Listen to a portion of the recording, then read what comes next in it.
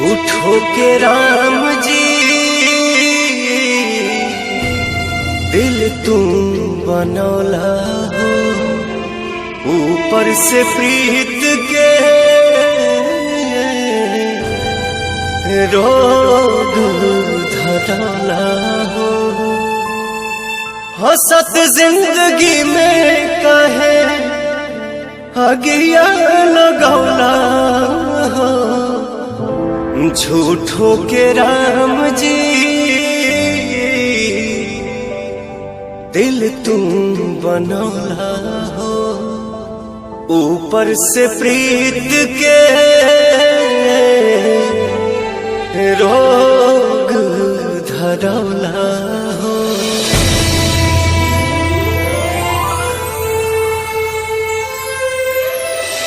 कबो नहीं पूरा भइल प्यार के कहानी, कितना दीवाना मरले कितनी दीवानी।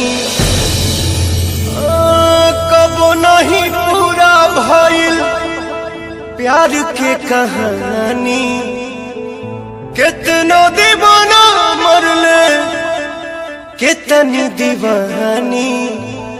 नेहिया के बंधन काहे जोड़ के तू रौला हो, हसत जिंदगी में काहे अगिया लगौला हो। हसत जिंदगी में काहे अगिया लगौला हो, झूठो के राम जी दिल तू बनौला हो, ऊपर से प्रीत के रोग धरौला हो।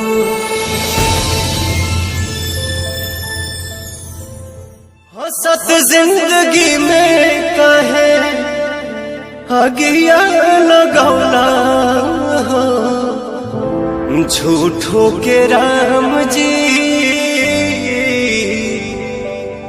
दिल तुम बनौला।